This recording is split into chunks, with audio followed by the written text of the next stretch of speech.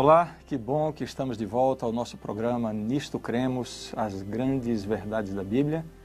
Nós estamos hoje no estudo número 9 e vamos analisar sobre a vida, morte e ressurreição de Cristo. As mentes ofuscadas pelo pecado conseguem achar na Bíblia todo tipo de Deus.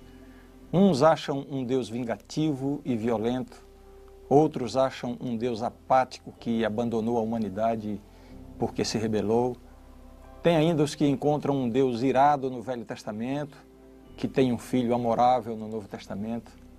As Escrituras revelam um Deus que manifesta incomparável interesse pela salvação da humanidade. Uma das passagens bíblicas mais famosas e mais recitadas em todos os tempos é esta que eu vou ler agora para você. Se encontra no Evangelho de São João, capítulo 3, verso 16. O texto diz assim: Porque Deus amou o mundo de tal maneira que deu o seu Filho unigênito para que todo o que nele crê não pereça, mas tenha a vida eterna. No estudo de hoje, nós vamos conhecer mais a respeito da vida, morte e ressurreição de Cristo. Me acompanhe.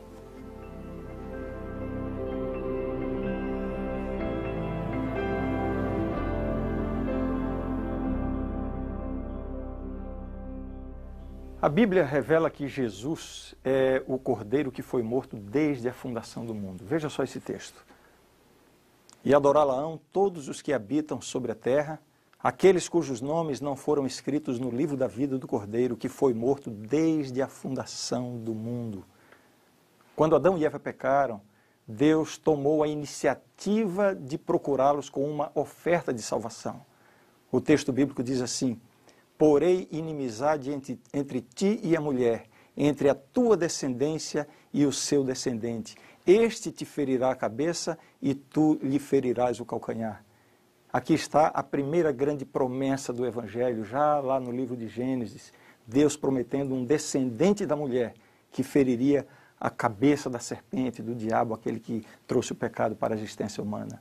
O que vemos em Deus é uma inigualável mescla de graça e justiça, uma plena disposição de perdoar, com decidida indisposição de ignorar a culpa. Parece um dilema. Por um lado, Deus não pode simplesmente menosprezar a gravidade do pecado e fazer de conta que não houve transgressão. Por outro lado, na sua atitude amorável para com suas criaturas, Deus não quer condenar o pecador. Somente na pessoa de Cristo é que nós podemos compreender como essas qualidades de caráter, o amor e a justiça de Deus, podem ser conciliadas uma com a outra. A questão é perdoar ou punir? Deus sempre apelou para que os pecadores se arrependessem de seus pecados, pois Ele não pode perdoar aqueles que permanecem no pecado. Deus deseja converter os pecadores em santos. A solene verdade é que todos pecaram. Não existe um ser humano que não pecou. Todos nós somos pecadores. Isso é muito claro na Bíblia. E por causa disso, todos nós estamos sujeitos à morte. E quando eu falo morte, eu não me refiro apenas à morte biológica, à morte física. A Bíblia aqui está falando da morte eterna, da perdição eterna. Porque a Bíblia diz que o salário do pecado é a morte. Isso está em Romanos capítulo 6, verso 23. É por isso que Deus, Ele precisa tratar o pecado com seriedade, senão Ele lançaria o governo do universo numa completa desordem. Ao mesmo tempo, porém, Deus anseia salvar o mundo rebelde. Ele odeia o pecado, embora manifeste o mais amorável interesse por todo pecador. Contaminado pelo pecado, o homem sequer consegue entender o amor de Deus, muito menos aceitá-lo por si mesmo. Veja o que disse o apóstolo Paulo a esse respeito. E desprezas a riqueza da sua bondade, tolerância e longanimidade, ignorando que a bondade de Deus é que te conduz ao arrependimento. Somente pela bondade de Deus. O outro texto diz assim: Porque pela graça sois salvos, mediante a fé, e isto não vem de vós, é dom de Deus. Existe um tema na Bíblia chamado de o ministério da reconciliação.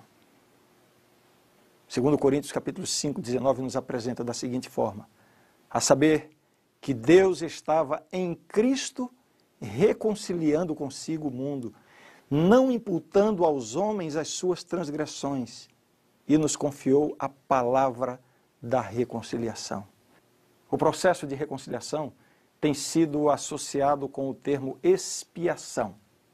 Esse é um termo na teologia que denota apropriadamente um estado de reconciliação que põe fim a um estado de desestabilização das relações. Foi isso que Jesus alcançou com a sua morte na cruz. A reconciliação do homem com Deus. Mas o significado da palavra expiação vai além. Você deve conhecer um pouco a respeito do ritual do santuário lá no Antigo Testamento. Como é que funcionava toda aquela economia religiosa do povo judaico. Uma explicação rápida. Funcionava mais ou menos assim. Um pecador israelita cometia um pecado. Ao cometer um pecado, ele se sentia culpado, né? Era lançada sobre ele a culpa pelo pecado. Então, para obter o perdão do pecado, era necessário que ele pegasse um cordeiro do seu rebanho, conduzisse esse animal até o sacerdote, lá no templo, lá no santuário. E então, ele deveria confessar o seu pecado com as mãos impostas sobre a cabeça do animal.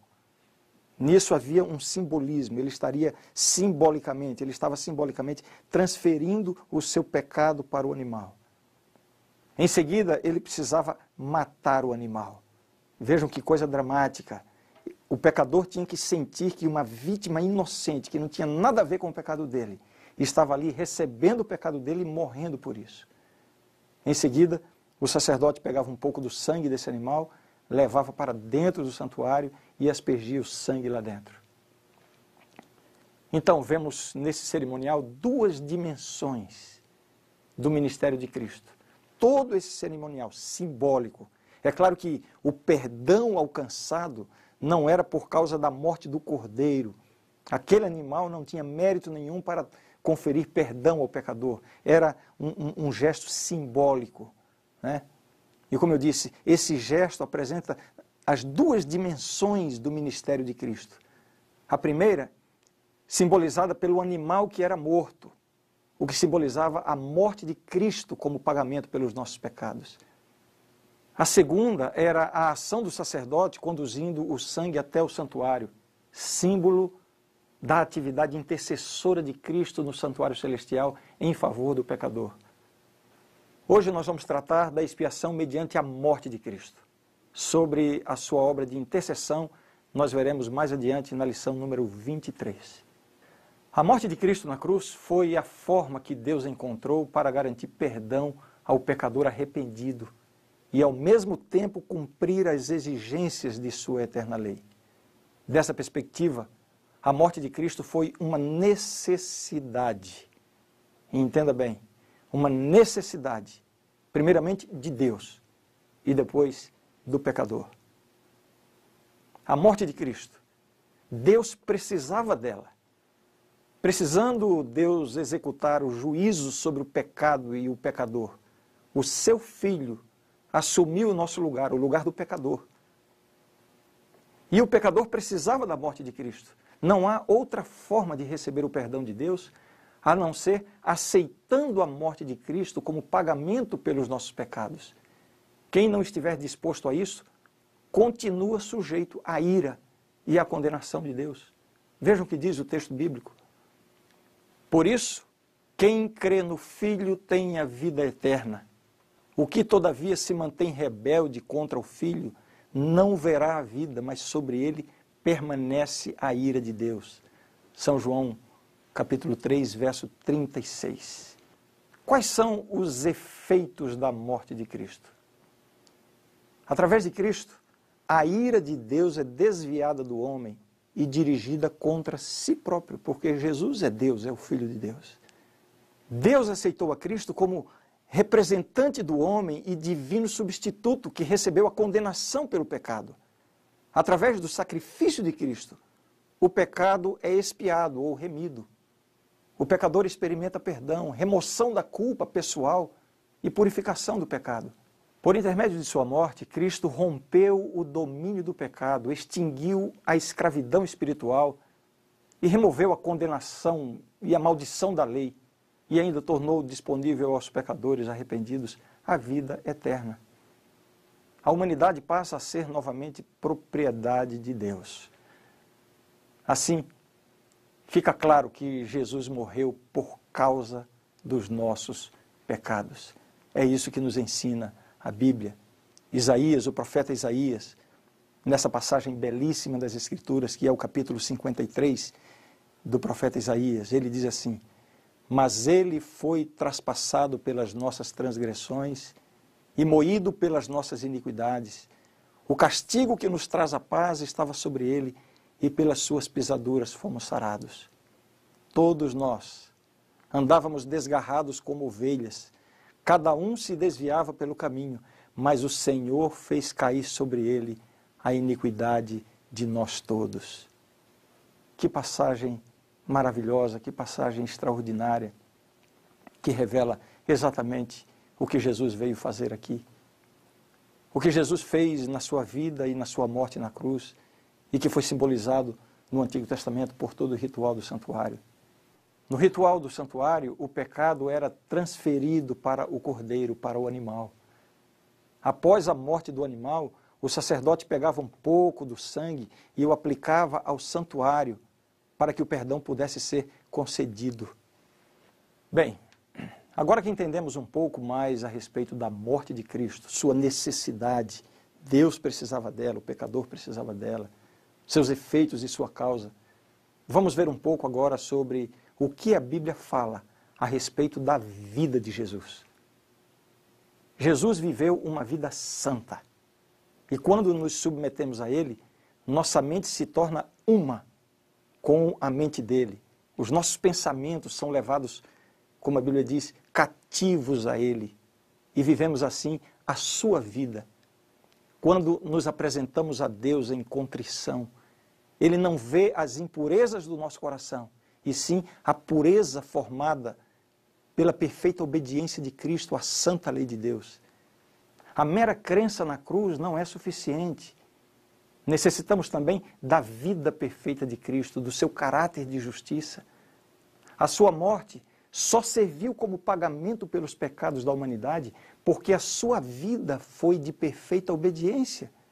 Se Jesus não tivesse levado uma vida de perfeita obediência, atendendo a todos os reclamos da lei de Deus, obedecendo em tudo, a sua morte não teria tido sentido nenhum. Assim, ao aceitarmos a Jesus como Salvador, a sua obediência é creditada a nós aos olhos de Deus. Outro benefício da vida perfeita de Cristo é que ela nos oferece um modelo de como viver. Um dos grandes exemplos de vida que Cristo nos dá foi a forma como Ele lidou com o pecado. Ao longo da sua vida, Jesus odiou o pecado e nunca se permitiu nem aproximar-se dele. Essa também deve ser a nossa atitude para com o pecado, total afastamento. E quanto à ressurreição de Cristo? O que aprendemos dela? Vejam, falamos a respeito da vida de Cristo, iniciamos falando a respeito da morte de Cristo, mas e a sua ressurreição? Que lições podemos extrair deste evento tão glorioso? Veja, Jesus teve uma vida de perfeita obediência à lei de Deus. Foi completamente justo diante do Pai. Portanto, ele não merecia morrer. Porque a Bíblia diz, o salário do pecado é a morte. Jesus não teve pecado, não merecia morrer. Mas ele se ofereceu para morrer no lugar do pecador. Assim, quando nós o aceitamos, a sua perfeita justiça nos reveste, encobrindo os nossos pecados. Essa é a veste nupcial representada através da parábola. A sua morte substitui a morte do pecador. E a garantia de que tudo isso recebeu a aprovação do céu foi o fato de que Jesus ressuscitou dentre os mortos. Veja só quais são os resultados da ressurreição de Cristo. Em primeiro lugar, a ressurreição de Cristo nos dá a certeza da divindade de Jesus. Desse fato resulta o que podemos chamar de a completude do sacrifício. Em segundo lugar, a ressurreição de Cristo revela o início da obra intercessora de Jesus como o nosso mediador, na qualidade de Deus homem intercedendo por nós no céu. A ressurreição de Cristo nos dá a certeza do triunfo de Cristo, a vitória de Cristo sobre as forças do mal.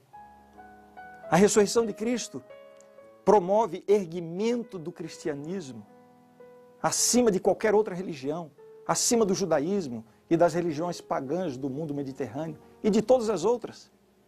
Jesus é um Deus vivo, o que o diferencia dos líderes de todas as outras grandes religiões do mundo. Em quinto lugar, a ressurreição de Cristo deu poder à pregação dos apóstolos. Eles pregavam sobre aquele que havia morrido e ressuscitado. Em sexto lugar, a ressurreição de Cristo autentica a fé do cristão. A Bíblia diz: se Cristo não ressuscitou, é vã a vossa fé. 1 Coríntios 15, verso 17. Portanto, a ressurreição de Cristo é o ponto culminante do seu ministério e da sua morte. E, finalmente, a ressurreição de Jesus confirma a realidade da vida após a sepultura e demonstra a confiabilidade das promessas de vida eterna nele, feitas por Deus. A sepultura não é o fim. A Bíblia assegura a ressurreição dos filhos de Deus na volta de Jesus, para que eles vivam eternamente com Ele. E isso só será possível porque Cristo venceu a morte. Como eu já disse, a grande diferença entre o cristianismo e todas as outras grandes religiões do mundo é que o fundador do cristianismo não ficou no túmulo, ele vive e reina para sempre. E o melhor de tudo, ele se oferece para viver no coração de todos os que o aceitam.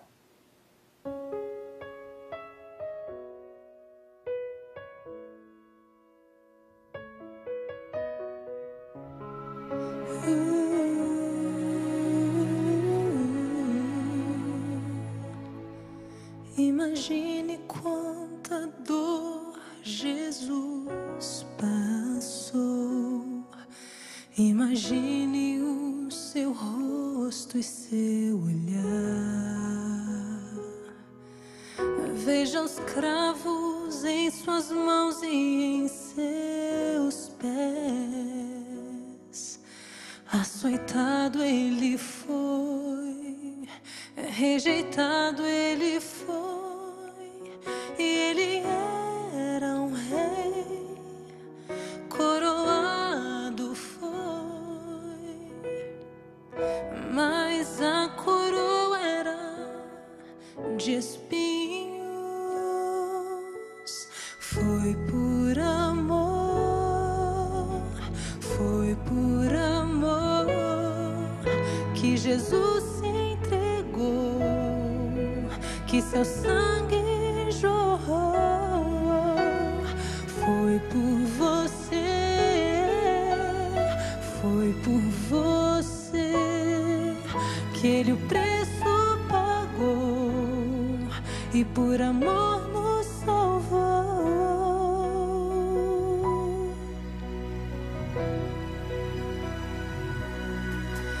Eu não sou merecedor deste favor, sou tão pobre, miserável pecador. No Calvário meu Jesus se entregou,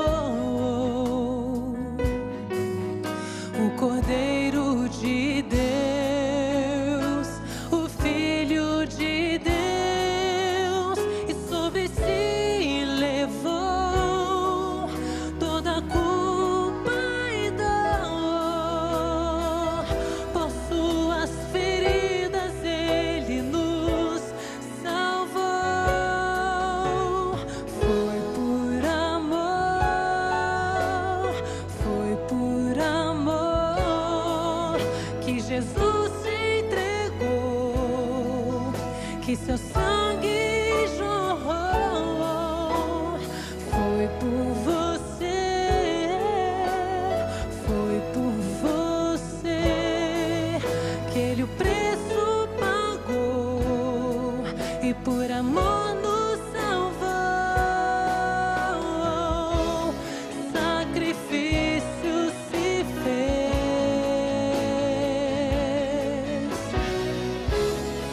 aceitou morrer em nosso lugar.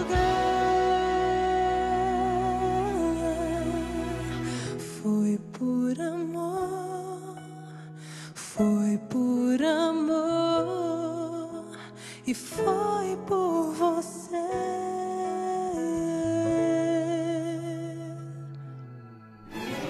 Foi por amor, foi por amor que Jesus se entregou, que seu sangue jorrou. Foi por você, foi por você que ele o preço pagou.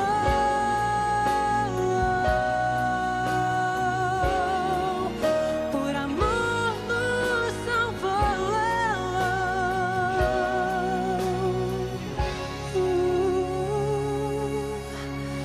Eu não sou merecedor deste favor. Mesmo assim, Jesus me aceita com amor.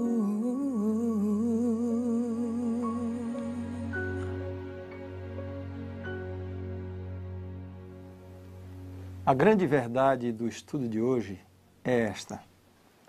Na vida de Cristo, de perfeita obediência à vontade de Deus, e em seu sofrimento, morte e ressurreição, Deus proveu o único meio de expiação do pecado humano, de modo que os que aceitam essa expiação pela fé possam ter vida eterna e toda a criação compreenda melhor o infinito e santo amor do Criador. Esta expiação perfeita vindica a justiça da lei de Deus e a benignidade de seu caráter, pois ela não somente condena o nosso pecado, mas também garante o nosso perdão. A morte de Cristo é substituinte e expiatória, reconciliadora e transformadora. A ressurreição de Cristo proclama a vitória de Deus sobre as forças do mal e assegura a vitória final sobre o pecado e a morte para os que aceitam a expiação. Ela declara a soberania de Jesus Cristo, diante do qual se dobrará todo joelho no céu e na terra. Esta é a verdade e eu creio nisto. No próximo tema nós vamos estudar um dos assuntos mais admiráveis da Palavra de Deus, a experiência da salvação.